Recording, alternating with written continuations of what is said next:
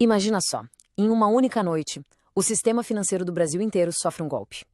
Um golpe silencioso, preciso e, assim, devastador. Não teve arma, não teve explosão. O que teve foi linha de código e, o mais importante, uma única fraqueza humana. Foi assim que começou o que a gente conhece hoje como o roubo do século. R$ 1 bilhão é esse número. Essa foi a grana que em poucas horas simplesmente sumiu, evaporou. É um número que parece coisa de filme, né? Mas não é, não. Foi a mais pura realidade de um dos maiores, se não o maior ataque cibernético que o país já viu. Olha, a questão aqui vai muito além do dinheiro. O que choca de verdade é a falha, uma falha gigantesca que deixou a porta aberta para tudo isso acontecer. Como é que pode, né? Uma única chave, na mão de um técnico comum, abriu uma porta que milhões e milhões em tecnologia deveriam ter mantido trancada para sempre. É esse o mistério que a gente vai desvendar agora. Para conseguir um roubo desse tamanho, a gente tem que pensar como os criminosos. A primeira pergunta que eles se fizeram não foi como é que a gente invade o banco. Não. Foi qual é o caminho mais fácil para chegar na grana. E a resposta que eles acharam, bom, foi ao mesmo tempo genial e completamente assustadora. Pois é, a resposta não estava onde todo mundo imaginaria, sabe? Nos grandes bancos, com aquelas muralhas digitais, segurança de ponta. Nada disso. A fraqueza estava nos fornecedores. E eles miraram em um específico, a CM Software.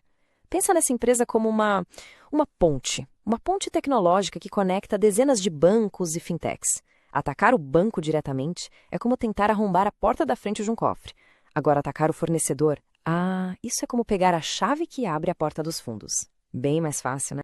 E essa tática, essa ideia de atacar o fornecedor, tem até nome. Se chama Supply Chain Attack, ou, em bom português, um ataque à cadeia de suprimentos. É uma estratégia que, na verdade, explora uma fragilidade gigante da nossa economia, que hoje está toda conectada. A lógica é simples. Em vez de atacar o mais forte, você vai atrás do elo mais fraco da corrente para conseguir chegar no tesouro. Bom, o alvo estava definido, mas ainda faltava a chave. O alvo era uma empresa, a CM Software. Mas a porta de entrada seria uma pessoa. Os hackers eram espertos. Eles sabiam que só a tecnologia não ia resolver. Eles precisavam de alguém lá de dentro, um infiltrado. E o mais bizarro é que encontrar essa pessoa foi fácil, assustadoramente fácil. É que hoje em dia, vamos combinar, achar quem trabalha em qual empresa é a coisa mais fácil do mundo. Uma busca rápida no LinkedIn e pronto. Só que para essa quadrilha, aquela lista de funcionários não era uma lista de pessoas, era um cardápio. Um cardápio de alvos em potencial. E no meio de tantos nomes, de tantos perfis, um deles brilhou. Chamou a atenção de um jeito que eles simplesmente não podiam deixar passar. E esse alvo não era aquele jovem de TI que a gente imagina, recém-saído da faculdade. Não. Era João Nazareno Roque, um homem de 48 anos, com uma carreira inteira como eletricista, técnico de TV, e que tinha decidido mais tarde na vida mudar tudo. Migrar para a área de tecnologia, buscar um recomeço. Essa combinação, sabe, pouco tempo na área, mas com uma vontade gigante de mostrar serviço, isso para os criminosos era a receita do alvo perfeito. E o que é mais trágico nessa história toda foram as próprias palavras dele, que acabaram selando o seu destino. Essa frase que ele postou no perfil profissional dele era um grito, um sinal muito claro de vulnerabilidade, de um desejo enorme de recomeçar, de provar seu valor. Para os bandidos, ler aquilo foi como achar o bilhete dourado da fantástica fábrica de chocolate. Era a confirmação. Eles tinham encontrado a chave humana que abriria a porta para o maior roubo da história do país. Ok, com o alvo na mira, a operação de verdade começou. E o que a gente vai ver agora foi uma infiltração cirúrgica, metódica, que foi passo a passo transformando um funcionário comum em cúmplice de um crime bilionário. E tudo começou de um jeito pequeno, uma oferta de R$ 5.000, só para ele passar as senhas de acesso dele. E o João aceitou. Aí, 2 semanas depois, a oferta dobrou, R$ 10.000. Mas o pedido agora era bem mais sério. Ele teria que executar uns códigos, uns comandos, direto no computador dele lá na empresa. E, de novo, ele aceitou. E o jeito que eles passavam as instruções é até bizarro de tão simples. Esquece canal secreto, dark web, tecnologia, hacker de ponta. Não, eles usaram o Notion. Aquele aplicativo de anotações, sabe? Que um monte de gente usa para organizar a vida, fazer lista de compras. A genialidade do plano estava aí, justamente nessa simplicidade toda. Passou batido.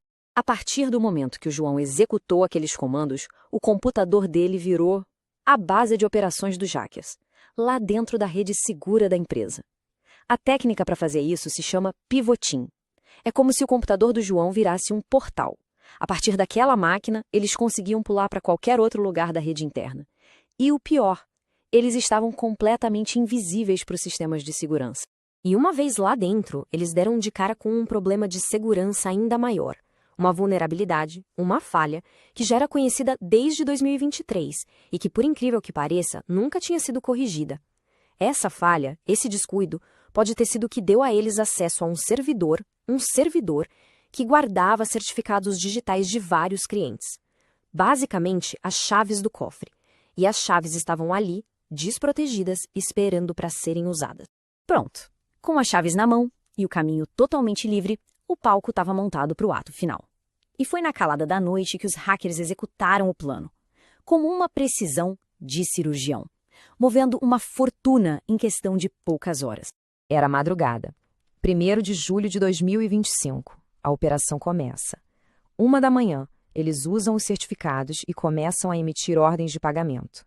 2h30, as contas de reserva de várias instituições financeiras começam a ser drenadas, uma por uma, silenciosamente. 4h, quase R$1 bilhão já tinha sido desviado. E o mais impressionante, sem disparar um único alarme. A fuga começou antes mesmo que o sol nascesse, antes que qualquer pessoa sequer sonhasse que o roubo tinha acontecido. O plano era quase perfeito. Quase. O que entregou tudo foi a ganância lá na última etapa, a lavagem do dinheiro. Na pressa para transformar toda aquela grana em criptomoedas, eles tentaram mover centenas de milhões de uma vez só. E isso acendeu um alerta vermelho gigante na corretora SmartPay. O volume era tão absurdo, a atividade tão coordenada, que não tinha como não parecer suspeito. E foi aí que as autoridades foram finalmente avisadas. E foi graças a esse alerta rápido que a maior parte da grana foi congelada a tempo. 900 milhões foram recuperados. Mas, não tudo. O grupo conseguiu fugir com cerca de R$100 milhões em criptomoedas. Uma verdadeira fortuna que simplesmente desapareceu nesse labirinto digital. Talvez para nunca mais ser encontrado. Então, o rombo principal foi contido. Mas a história estava longe, muito longe de acabar. A investigação que veio depois começou a revelar uma teia de gente envolvida, de cumplicidade, e acabou deixando mais perguntas do que respostas. Principalmente a maior de todas. Quem eram os verdadeiros cérebros por trás disso tudo? E o resultado da investigação até agora mostra um contraste que chega a ser revoltante. De um lado, João Nazareno Roque, a peça descartável nesse jogo todo. Ele foi preso poucos dias depois e hoje encara a possibilidade de passar até 20 anos na cadeia. Do outro lado, os hackers, os mentores do golpe, um grupo com uma organização e um conhecimento técnico que dão medo. E eles continuam por aí, não identificados, foragidos e com R$100 milhões no bolso. Mas a coisa não para por aí, não. A suspeita começou a se espalhar. O Banco Central teve que intervir e suspender 3 fintechs, 3 empresas que receberam uma parte do dinheiro roubado. E aí fica a grande dúvida no ar. Será que elas foram só usadas como passagem para lavar o dinheiro sem saber de nada? Ou será que elas eram parte do esquema desde o começo? E de todas elas, o caso mais bizarro, sem dúvida, é o da SOR Pagamentos. Pensa só, essa empresa recebeu milhões do dinheiro roubado. E ela tinha sido comprada pouquíssimo tempo antes do golpe, por um ex-cozinheiro, por R$1 milhão. É uma empresa que não tem estrutura nenhuma para valer tudo isso. Para piorar, chovem reclamações de clientes dizendo que abriram contas fraudulentas no nome deles sem eles nem saberem. É um mistério dentro do grande mistério. No fim das contas, o roubo do século deixa uma cicatriz e uma pergunta que não quer calar. Porque ele não mostrou só uma falha de tecnologia. Ele expôs uma rachadura profunda na cadeia de confiança que sustenta todo o nosso sistema financeiro. Com os verdadeiros culpados livres, milionários e ainda por cima anônimos, e com o mapa do tesouro, a receita do bolo, agora exposta para todo mundo ver, a questão que fica no ar não é se um ataque desses vai acontecer de novo. A verdadeira pergunta é quando.